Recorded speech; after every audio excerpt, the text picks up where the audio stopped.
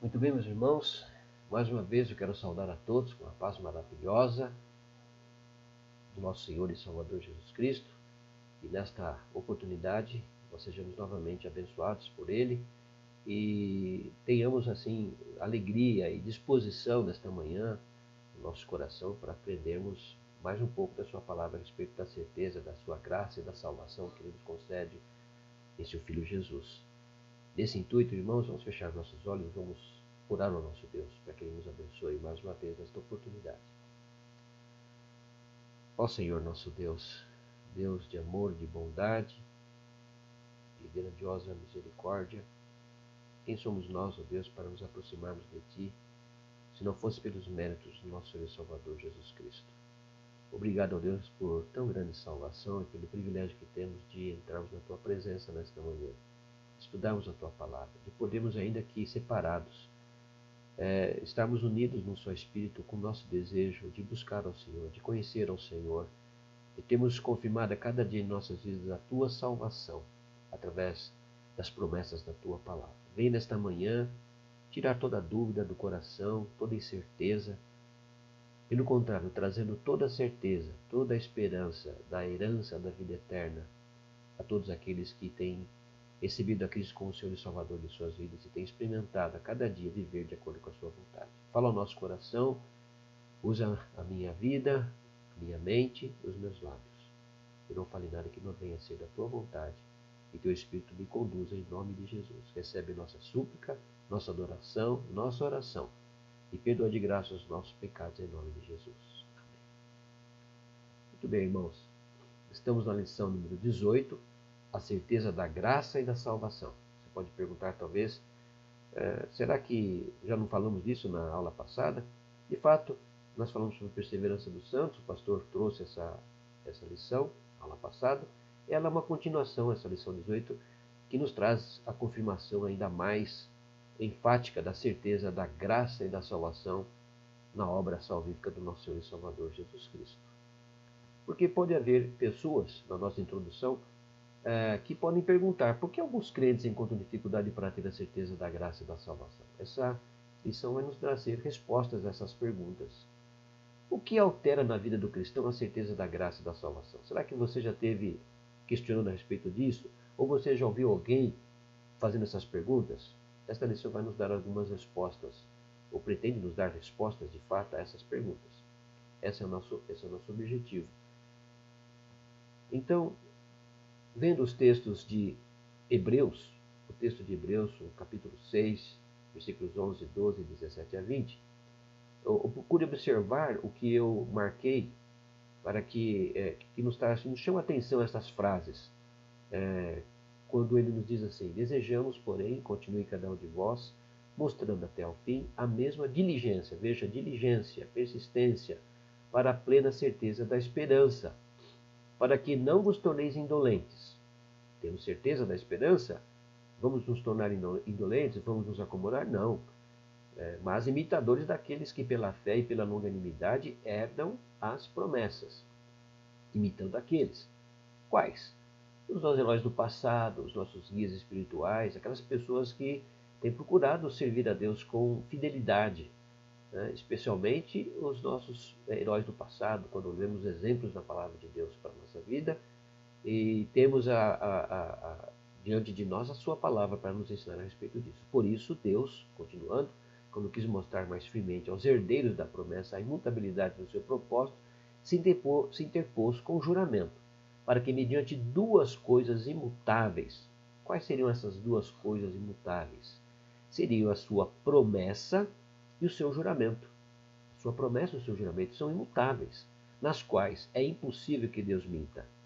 Forte alento tenhamos nós que já corremos para o refúgio, a fim de lançar mão da esperança proposta, a qual temos por âncora da alma segura e firme, e que penetra além do véu, onde Jesus, como precursor, entrou por nós, tendo se tornado sumo sacerdote para sempre, segundo a ordem de Melquisedeque. Veja essas frases que eu então frisei como forte alento tenhamos nós que já corremos para o refúgio.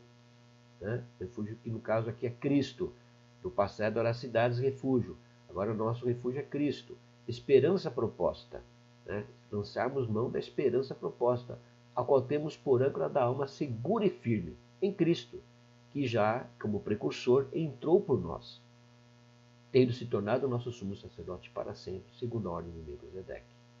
Então esse texto já nos traz aquilo que vamos falar, e uma das primeiras coisas que vamos então já abordando é a certeza da graça e da salvação. A certeza da graça e da salvação é uma experiência possível para os que creem em Cristo e amam e andam nele. Então, veja que interessante. A característica dessa certeza da salvação, ela se pauta em você amar a Cristo, crer em Cristo e amar e andar segundo a vontade dele. Você tem esse desejo no coração. Você não faz de uma forma mecânica, mas faz porque há no seu coração esse desejo. Deus colocou no seu coração, através de Cristo, o desejo de andar de acordo com a vontade de Cristo, crendo em Cristo, amando e procurando fazer a sua vontade. Porque você reconhece aquilo que Cristo fez na cruz do Calvário por você ou por nós. A segunda coisa, que é a certeza da graça e da salvação, é uma infalível segurança da fé. Então, essa graça, essa salvação, ela não vai falhar. A fé é o dom de Deus. Deus não vai retirar a fé de você. Muito pelo contrário, a nossa busca deve ser cada vez mais que esta fé aumente. Porque a fé dada por Deus através do processo da regeneração, ela é contínua. Ela não vai ser retirada de nós e ela é dada através da sua graça maravilhosa, irresistível. Muito bem. Alguns textos estão aqui em Romanos 5:2, onde estamos baseando, onde a palavra de Deus se baseia para confirmar estas verdades. Veja, justificados, pois, mediante a fé, temos paz com Deus por meio de nosso Senhor e Salvador Jesus Cristo, né? Por intermédio de quem obtivemos igualmente acesso pela fé, esta graça, na qual estamos firmes e gloriamo-nos na esperança da glória. Ou seja, por intermédio de quem que nós obtivemos a fé? Pelo Senhor Jesus. Então, ela não é uma fé falha, uma fé pontual, momentânea, mas ela é uma fé verdadeira. 2 Timóteo 1:12, e por isso estou sofrendo estas coisas. Todavia não me envergonho, porque sei em quem tenho crido e estou certo de que ele é poderoso para guardar o meu depósito até aquele dia. Essa é uma declaração do apóstolo Paulo maravilhosa, onde ele crê de todo o coração, porque ele experimentou a sua conversão e depois da sua conversão, todos os efeitos dessa salvação na sua vida. Ele tinha plena certeza, e ele afirma, faz essa declaração maravilhosa, de que ele tinha certeza de que o Senhor Jesus era poderoso para guardar o seu depósito até aquele dia. Ainda 1 João 5,13 diz: estas coisas vos escrevi, a fim de saberdes que tendes a vida eterna, a vós outros que credes em o nome do Filho de Deus. A todos nós que cremos no nome do Filho de Deus, podemos ter esta certeza, é promessa dele para as nossas vidas. A certeza da graça e da salvação pode vir a ser abalada, diminuída e interrompida? Bom, o que a palavra de Deus nos diz a respeito disso? Salmo 51, 8, 12 e 14. Vocês se lembram que o Salmo 51 é um salmo escrito por Davi, que é um salmo de mostra o arrependimento dele e a busca dele pelo perdão e restauração da sua alegria e da sua comunhão com Deus por causa dos pecados que ele havia cometido, o seu adultério e as consequências que trouxeram o seu adultério para a sua vida. Então ele fala aqui no Salmo, nesses versículos, o seguinte: faze-me ouvir júbilo e alegria, para que exultem os ossos que esmagaste. Veja que o sentimento de Davi naquela ocasião, e o que ele mais temia, era que Deus retirasse o espírito dele. Que Deus retirasse o espírito dele, né? A exemplo daquilo que tinha acontecido com Saul. Ele já havia, na sua experiência, visto o que aconteceu com Saul. Deus tinha retirado o espírito de Saul. Saul ficou perturbado com tudo aquilo que ele vinha fazendo. Saul não se arrependia dos seus pecados, diferentemente de Davi. Davi, sabendo o que tinha acontecido com Saul, se colocou de modo humildemente na presença do Senhor, rogando para que Deus perdoasse os seus pecados, porque ele se sentia esmagado pelo seu pecado. E ele queria de novo ter a alegria da salvação. Então, ele havia perdido a salvação? Não, porque Deus perdoou o seu pecado. A questão que mais afeta a nossa relação com Deus é o pecado. O pecado faz separação entre nós e o nosso Deus. Por isso, a nossa fé pode ser abalada e diminuída, e interrompida no sentido dessa relação. Por quê? Por causa do nosso pecado. Então, crentes que vivem em pecado, cuidado. Isso pode trazer, sim, um estremecimento da sua fé. E tristeza para a sua vida, e prejuízo para a sua vida. Então, Davi dizia o seguinte: restitui-me a alegria da tua salvação e sustenta-me com o espírito voluntário. Livra-me dos crimes de sangue, ó Deus da minha salvação, e a minha língua exaltará a tua justiça. Aí do Salmo 77, 1 a 10 diz assim: ó, elevo a Deus a minha voz e clamo, elevo a Deus a minha voz para que me atenda. No dia da minha angústia procuro o Senhor. Erguem-se as minhas mãos durante a noite, e não se cansam, a minha alma recusa a consolar-se. Lembro-me de Deus e passo a gemer. Medito e me desfalece o espírito. Não me deixes pregar os olhos. Tão perturbado estou que nem posso falar. Penso nos dias de outrora, trago à lembrança os anos de passados tempos. De noite indago o meu íntimo e o meu espírito perscruta. Rejeita o Senhor para sempre? Acaso não torna a ser propício? Cessou perpetuamente a sua graça? Caducou a sua promessa para todas as gerações? Esqueceu-se Deus de ser benigno? Ou na sua ira terá ele reprimido as suas misericórdias? Então disse eu: isto é a minha aflição. Mudou-se a destra do Altíssimo. Veja a preocupação, o desespero, a tristeza do salmista por causa do seu pecado. Né? E por um momento, por um período, imaginar Deus ter se esquecido dele. Deus é lembrado então da sua bondade, da sua benignidade, da sua graça. Não é? E ele roga então, ele geme no seu espírito para que Deus o perdoe e para que Deus restaure a sua alegria, a sua aflição seja retirada e que ele volte a ter aqueles tempos do passado, o primeiro amor diante de Deus. Então a certeza da graça e da salvação pode no tempo próprio ser restaurada? Sim, pode. Como? Lucas 22, 32 diz: eu, porém, roguei por ti, para que a tua fé não desfaleça. Tu, pois, quando te converteres, fortalece os teus irmãos. Essa palavra de Jesus a Pedro é a palavra que ele nos traz agora. Se você estiver em pecado, estiver passando por uma tristeza muito grande por causa do pecado, sentindo que parece que Deus se afastou de você e que ele não se lembra de você, lembre-se que o Senhor Jesus, o nosso mediador entre nós e o Senhor, pelo poder do seu Espírito, é possível você ser restaurado. Confesse o seu pecado. O Senhor Jesus vai rogar diante do Pai como fez, lembrar Pedro nos últimos momentos de Cristo aqui no mundo junto com seus discípulos. Salmo 32, 7 a 11 é o Salmo de Davi, salmo que ele escreveu colocando seu coração diante do Senhor, profundamente arrependido. Veja o que ele diz: tu és o meu esconderijo, tu me preservas da tribulação e me cercas de alegres cantos de livramento. Instruir-te-ei e te ensinarei o caminho que deves seguir, e sob as minhas vistas te darei conselho. Como se Deus estivesse falando com ele. Não sejais como o cavalo ou a mula, sem entendimento, os quais com freios e cabrestos são dominados, e de outra sorte não te obedecem. Muito sofrimento terá de curtir o ímpio, mas o que confia no Senhor, a misericórdia o assistirá. Alegrai-vos no Senhor e regozijai-vos, ó justos, exultai vós todos que sois retos de coração. O ímpio peca e não se dá conta do seu pecado, e não se dá conta de que está caminhando para o inferno.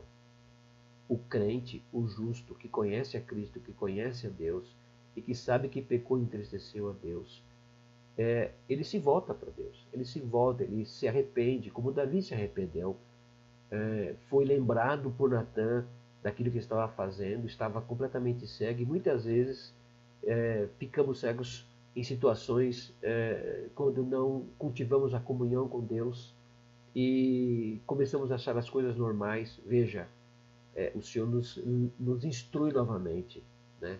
Que Ele nos ensina o caminho que devemos andar. Então, devemos voltar para o caminho que devemos andar, porque estamos sob as vistas do nosso Deus, e Ele nos dá conselho através da sua palavra, através do seu Espírito. Que nós não sejamos como o mula e cavalo que precisa ser, vamos dizer, dominado através de freio e cabresto. Não, pelo contrário, tenhamos um coração dominado sim pela graça do Senhor, pelo seu amor, pela sua bondade, né? E assim possamos sempre nos alegrar com o Senhor. É o que o salmista aqui, Davi, fala da sua experiência com Deus após se arrepender do seu pecado e confessar o seu pecado e ter restituída novamente a sua alegria diante do Senhor. A certeza da graça e da salvação tem sólidos fundamentos. Quais são eles? Ela fundamenta-se nas promessas da salvação. 1 João 5,13 diz assim: estas coisas vos escrevi a fim de saberdes que tendes a vida eterna, a vós outros que credes em o nome do Filho de Deus. Então, se fundamenta nas promessas da salvação. Lembra que nós lemos lá no texto de Hebreus que Deus promete, e ele promete sobre juramento, não é? Então ele não pode, Deus não é homem para que minta, nem filho do homem para que se arrependa. Tendo ele prometido, não o cumprirá, tendo falado, não o fará. Ele promete, ele cumpre, ele faz, e ele confirma no nosso coração essa sua verdade, a verdade da salvação.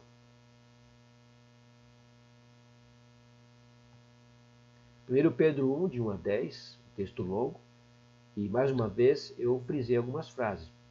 Fique atento a elas. Pedro, apóstolo de Jesus Cristo, aos eleitos que são forasteiros da dispersão no ponto Galácia, Capadócia, Ásia e Betínia. Eleitos segundo a presciência de Deus Pai, em santificação do Espírito, para a obediência e a aspersão do sangue de Jesus Cristo. Graça e paz vos sejam multiplicadas. Bendito Deus e Pai de nosso Senhor Jesus Cristo, que segundo a sua muita misericórdia, nos regenerou para uma viva esperança, mediante a ressurreição de Jesus Cristo dentre os mortos, para uma herança incorruptível, sem mácula, imarcessível, reservada nos céus para vós outros, que sois guardados pelo poder de Deus, mediante a fé, para a salvação, preparada para revelar-se no último tempo. Nisso exultais, embora no presente, por breve tempo, se necessário, sejais contristados por várias provações, para que, uma vez confirmado o valor da vossa fé, muito mais preciosa do que o ouro perecível, mesmo apurado por fogo, redunde em louvor, glória e honra na revelação de Jesus Cristo, a quem não havendo visto, há mais, no qual não vendo agora, mas crendo, exultais com alegria indizível e cheia de glória, obtendo o fim da vossa fé, a salvação da vossa alma. Foi a respeito desta salvação que os profetas indagaram e inquiriram, os quais profetizaram acerca da graça a vós outros destinada. Que texto maravilhoso! Veja, ele escreve aos eleitos. Aos eleitos. Você pode até questionar, mas será que por que eleito segundo a presciência de Deus? Algumas pessoas falam, Deus já sabia que ele ia eleger. Não, ao contrário. Deus elegeu e por ele ter eleito, ele já previamente sabia os que iriam ser salvos, na sua soberana vontade. É claro, ele elegeu primeiro. E por ter eleito, ele obviamente sabia quem seriam e quem serão aqueles que são os seus eleitos. Ele já tem o número concreto, fechado dos seus eleitos. E enquanto o evangelho não foi pregado a todos esses eleitos, não virá o fim. É a promessa da palavra de Deus. Mas o mais interessante é que ele nos regenerou para uma viva esperança. Né? Para vós outros que sois guardados pelo poder de Deus. Veja que os eleitos são guardados pelo poder de Deus, mediante a fé para a salvação. Né? Então, essa é a certeza que nós temos. Essa salvação ela é certa, ela é confiável, não é? Porque foi Deus quem realizou por meio de Cristo. E ele coloca de uma forma muito singela e bonita que é aquilo que o crente de fato deve ter no seu coração por ter recebido tão grande salvação. Mesmo não vendo, mas crendo, não é? Ele diz assim, há mais, no qual não vendo agora, mas crendo, exultais. Com o quê? Com alegria indizível e cheia de glória. Você tem alegria indizível, uma alegria realmente franca, sincera, honesta, verdadeira, por ser salvo. Veja, é um privilégio muito grande você ser eleito. Nós não merecemos nada, nós não há nada em nós e não somos melhores que ninguém, mas a graça do Senhor nos alcançou. Que coisa maravilhosa. Enquanto outros não entendem, não aceitam, enquanto Deus não fala, enquanto a graça irresistível não vem no coração, não vem de nós, é tão de Deus, a nossa salvação, a salvação da nossa alma. E nós temos essa esperança bendita, né? Esperança que os profetas lá no passado indagaram, né? E que se cumpriu em Cristo Jesus. Né? Então, que coisa maravilhosa, você pode ter certeza disso, é promessa de Deus através da sua salvação. ela fundamenta-se também na evidência interna da graça de Deus. O texto de 1 Coríntios 2,12 diz assim: ora, nós não temos recebido o Espírito do mundo, e sim o Espírito que vem de Deus, para que conheçamos o que por Deus nos foi dado gratuitamente. Ou seja, não é uma coisa que vem de um convencimento puramente racional. Pelo contrário, é muito mais profundo. É o Espírito de Deus. O Espírito de Deus que vem, né, que nos transforma e que vai no profundo do nosso íntimo e transforma a nossa mente e o nosso coração. Então, essa é a evidência interna da graça de Deus em nosso coração. Efésios 1, 13 a 14 diz: em quem também vós, depois que ouvistes a palavra da verdade, o evangelho da vossa salvação, tendo nele também crido, fostes selados com o Santo Espírito da promessa, o qual é o penhor da nossa herança, até ao resgate da sua propriedade e louvor da sua glória. Veja que obra maravilhosa e perfeita que Deus faz através de Cristo e agora aplicado ao nosso coração pelo Espírito Santo, que é selado. Ele é selado, é uma carta selada, ela não pode ser aberta por qualquer, a não ser por aquele a quem foi endereçada a carta. Foi selado e o Senhor nos deu o seu Santo Espírito, que é o penhor, que é a garantia do nosso resgate. Então a obra de Deus é perfeita e como de forma maravilhosa a sua palavra nos revela isso, nos contando, nos falando, nos confirmando e nos dando essa certeza que ao olharmos para nós, olharmos para o nosso coração, para a nossa condição e vendo que o que Cristo fez por nós, temos essa confiança, essa confirmação interna do Espírito Santo do Senhor em nosso coração. Você tem essa confiança? Você percebe isso no seu coração? Você tem essa certeza? A palavra de Deus promete isso. Ela nos dá essa garantia, essa certeza. Prove o seu coração através da palavra do Senhor e das suas atitudes e da sua forma em olhar para a palavra do Senhor e colocá-la em prática na sua vida. Como tem sido isso? De que forma você tem feito isso? Impulsionado pelo Espírito que está no seu coração? Ou pensando em alguma recompensa por alguma boa obra que você está praticando? Que seja essa confirmação através do Espírito Santo do Senhor na sua vida, no seu coração, de fato e de verdade. Ele dá fundamentos na experiência da adoção. Romanos 8,15 diz assim: porque não recebeste o espírito de escravidão, para viveres outra vez atemorizados, mas recebestes o espírito de adoção, baseado no qual clamamos, Abba, Pai. Veja bem, uma das liberdades que o Senhor nos dá é Ele nos retira o temor e o medo que nós tínhamos da ira de Deus. Né? Da ira de Deus. Nós somos reconciliados agora, por meio de Cristo, com o nosso Pai. Éramos separados, estamos debaixo da sua ira. Agora nos tornamos seus filhos, fomos adotados por meio de Cristo e não recebemos mais espírito de escravidão, mas um espírito de adoção, onde nós podemos chamar Deus de Pai. Que bênção maravilhosa. Gálatas 4, de 4 a 7 ainda diz assim: vindo porém a plenitude do tempo, Deus enviou seu Filho nascido de mulher, nascido sob a lei, para resgatar os que estavam sob a lei, a fim de que recebêssemos a adoção de filhos. E porque vós sois filhos, enviou Deus ao nosso coração o Espírito do seu Filho que clama, Abba, Pai. De sorte que já não és escravo, porém filho, e sendo filho também herdeiro de Deus. Que bênção! Que o Espírito intercede por nós diante do Pai. E nós podemos chamá-lo de Pai, podemos ter essa certeza, fomos adotados em Cristo e temos essa confirmação através do Espírito Santo de Deus. Ainda fundamenta-se no testemunho do Espírito Santo. Além de tudo isso, o próprio Espírito, conforme Romanos 8,16 nos fala, testifica com o nosso Espírito que somos filhos de Deus.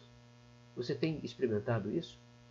Essa confirmação do Espírito Santo no seu coração, de que você é filho de Deus, é promessa de Deus.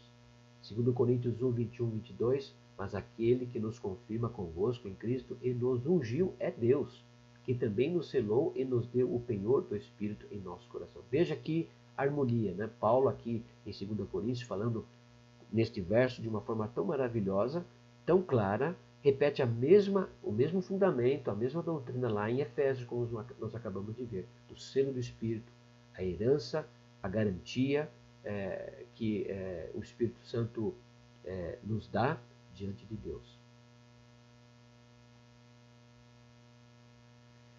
A certeza da graça e da salvação é uma segurança alcançada mediante o quê? Primeiro, mediante a confirmação diligente da vocação e eleição, como nós já vimos. Segundo Pedro 1, de 9 a 14, diz assim: pois aquele a quem estas coisas não estão presentes é cego, vendo o sol que está perto, esquecido da purificação dos seus pecados de outrora. Por isso, irmãos, procurai com diligência cada vez maior, confirmar a vossa vocação e eleição, porquanto procedendo assim, não tropeçareis em tempo algum. Então, veja como é importante, não é? Essa confirmação diligente da nossa vocação e da nossa eleição, o quê? Porque nós vivemos de acordo com a vontade de Deus. Porque nós vivendo assim, nós estaremos evitando tropeçar, né? Evitando tropeçar e cair em tristeza e entristecendo a Deus e tendo a nossa relação com Deus cortada. A Bíblia diz que se nós dissermos que não temos pecado, mentimos. Porque nós, embora salvos, continuamos a pecar. Mas o pecado tem que ser algo casual na nossa vida. Nós devemos odiar o pecado e não nos esquecer do preço que foi pago por causa do nosso pecado, por causa da nossa salvação. Por isso, andarmos de modo que agrade ao nosso Deus, de modo santo e digno do Senhor Jesus e da nossa salvação. Ele continua, pois desta maneira é que vos será amplamente suprida a entrada no reino eterno de nosso Senhor e Salvador Jesus Cristo. Por esta razão, sempre estarei pronto para trazer-vos lembrados acerca destas coisas, embora estejais certos da verdade já presente convosco e nela confirmados. Também considero justo, enquanto estou neste tabernáculo, despertar-vos com essas lembranças, certo de que estou prestes a deixar o meu tabernáculo, como efetivamente nosso Senhor Jesus Cristo me revelou. Através do cultivo da comunhão com Deus. Devemos manter a nossa relação com Deus, a nossa comunhão com Deus, sempre alimentada, sempre cultivada, regada, através da oração, através da leitura da palavra de Deus, através da comunhão com os irmãos, de procurarmos fazer a vontade de Deus. Salmo 73, 23 a 28, que fala sobre a prosperidade dos ímpios, o salmista chega nesse ponto e diz assim: todavia estou sempre contigo. Tu me seguras pela minha mão direita, tu me guias com o teu conselho e depois me recebes na glória. Quem mais tenho eu no céu? Não há outro em que eu me compraza na terra. Ainda que a minha carne e o meu coração desfaleçam, Deus é a fortaleza do meu coração, é minha herança para sempre. Os que se afastam de ti, eis que perecem. Tu destróis todos os que são infiéis para contigo. Quanto a mim, bom é estar junto a Deus, no Senhor Deus, põe o meu refúgio para proclamar, vamos voltar aqui, para proclamar todos os seus feitos. De fato, nós precisamos estar juntos de Deus, porque no Senhor nós podemos encontrar refúgio, nós podemos encontrar resposta para o nosso coração, nós podemos encontrar alegria, nós podemos encontrar paz. É promessa de Deus. Por isso o salmista diz: quanto a mim, bom é estar junto a Deus. O Senhor Deus põe o meu refúgio para proclamar todos os seus feitos. Quantos feitos o Senhor tem feito na sua vida? Quantos feitos o Senhor tem feito nas nossas vidas? Quantas coisas temos experimentado por causa da nossa comunhão com Deus e das suas promessas para nós? Certamente, quando nós voltarmos desse momento que estamos separados, pudermos dar oportunidade, estivermos lá em comunhão uns com os outros na casa do Senhor, certamente haverá um momento onde nós poderemos falar das coisas grandiosas que Deus está fazendo, tem feito nas nossas vidas nesse momento que estamos separados, no nosso lar. Quantas experiências temos experimentado da maravilhosa graça de Deus, dos livramentos de Deus, do seu cuidado, do seu amparo, do seu amor, apesar de muitos de nós estarem passando por problemas e dificuldades, com enfermidade, com problemas de desemprego, com relação a questões ligadas aos relacionamentos e incertezas. Mas uma certeza nós podemos ter: Deus está conosco. Ele é soberano em todas as coisas. Ele não nos desampara e tem suprido cada uma das nossas necessidades. Eu tenho certeza que você que é crente e fiel a Deus tem sido suprido das suas necessidades. Deus tem cuidado de você. E certamente, quando nós nos encontrarmos, poderemos ter a oportunidade de testemunharmos das coisas maravilhosas que Deus tem feito em nossas vidas. Vai ser um momento maravilhoso, eu tenho certeza. A obediência à palavra de Deus.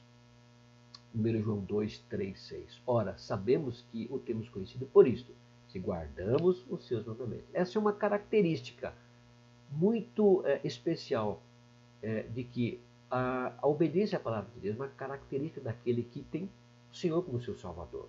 Porque ele ama a palavra do Senhor, ele ama fazer a vontade de Deus. Então aquele que diz, eu conheço e não guarda os seus mandamentos é mentiroso e nele não está a verdade. Aquele, entretanto, que guarda a sua palavra, nele verdadeiramente tem sido aperfeiçoado o amor de Deus. Nisto sabemos que estamos nele. Aquele que diz que permanece nele, esse deve também estar assim, andar assim como ele andou. Então, essa característica do crente, do verdadeiro crente, aquele que tem certeza da sua salvação, ele pratica isso. Ainda 1 João 3, 23 a 24 diz, ora, o seu mandamento é este, que creiamos em o nome de seu Filho, Jesus Cristo, e nos amemos uns aos outros segundo o mandamento que nos ordenou. Veja, características do cristão verdadeiro. E aquele que guarda os seus mandamentos permanece em Deus e Deus nele. E nisto conhecemos que ele permanece em nós pelo Espírito que nos deu. Ainda a responsabilidade na vida cristã. E, além de todas essas questões, a responsabilidade na vida cristã é importante. Romanos 6, de 1 a 4 diz assim, que diremos, pois? Permaneceremos no pecado para que seja a graça mais abundante? Ora, fomos salvos, estamos salvos, não perdemos mais a salvação, então eu posso viver à vontade. Não, não. Certamente essa não é a mentalidade, o desejo do crente. Pelo contrário, Paulo diz de modo nenhum. Como viveremos ainda no pecado, nós que para ele morremos? Ou porventura ignorais que todos nós que fomos batizados em Cristo Jesus, fomos batizados na sua morte? Fomos, pois, sepultados com ele na morte, pelo batismo, para que, como Cristo foi ressuscitado dentre os mortos pela glória do Pai, assim também andemos nós em novidade de vida. É claro, há uma luta entre o velho homem e o novo homem. Né? Há uma luta com relação ao pecado, há uma luta em relação às tentações, mas nós não podemos nos desgarrar da graça. Não é? E ela não vai se descolar de nós. Não é? Ela, pelo contrário, ela permanece em nós, a fé e a graça do Senhor permanecem em nós, e quanto mais nós buscamos, mais odiamos o pecado, mais sentimos como nós somos pecadores e como precisamos da graça dele. Então, a necessidade de que nós cada vez mais procuremos viver esta graça em nossa vida de forma santa, de forma irrepreensível, buscando fazer a vontade de Deus, e não abusando da graça de Cristo.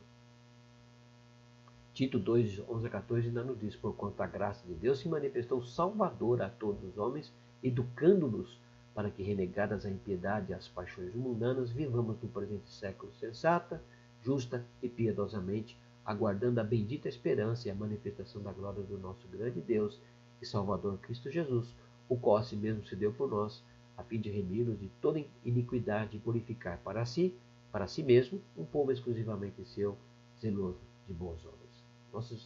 Nossos dias são muito curtos, meus irmãos. Passa muito rápido. Nós temos que tomar cuidado com a nossa vida.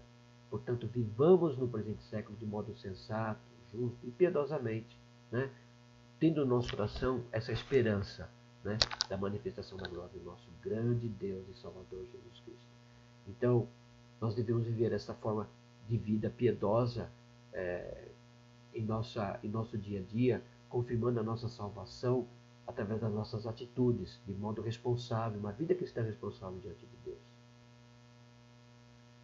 Ainda 1 João 3,9 diz, todo aquele que é nascido de Deus não vive na prática do pecado, mas o que permanece nele é a divina semente. Ora, esse não pode viver pecando porque é nascido de Deus. O pecado traz prejuízo para a nossa vida espiritual, traz prejuízo para o nosso testemunho, traz prejuízo para o reino de Deus, para o avanço do Evangelho. Então, nós temos uma responsabilidade na nossa vida cristã.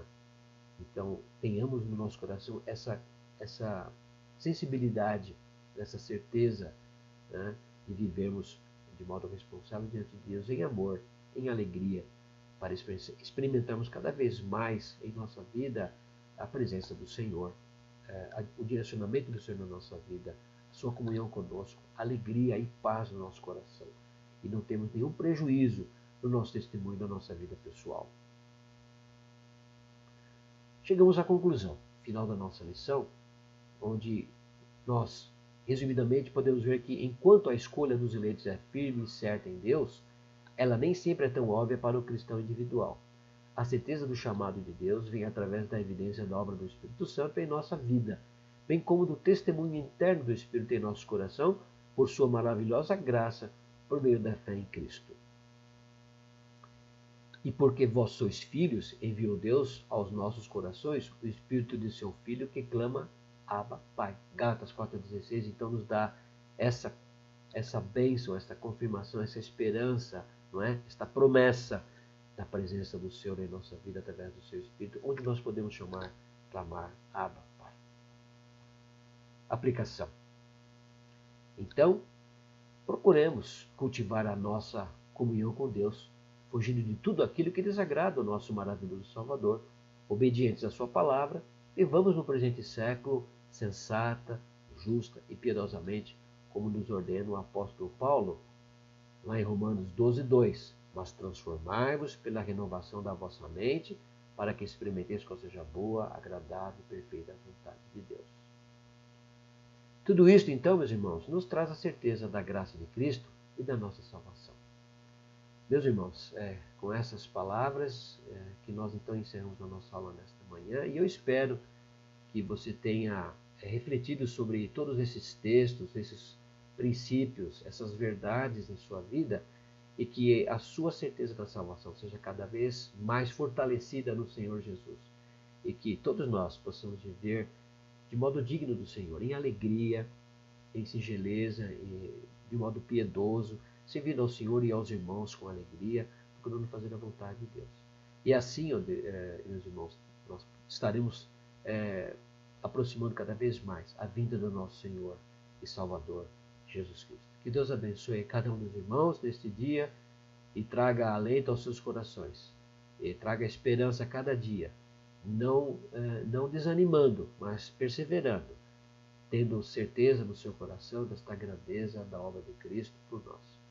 É a minha palavra nesta manhã ao seu coração, é a palavra do Senhor ao nosso coração nesta manhã. Louvado seja o nome do Senhor, tenha um feliz dia na presença do Senhor.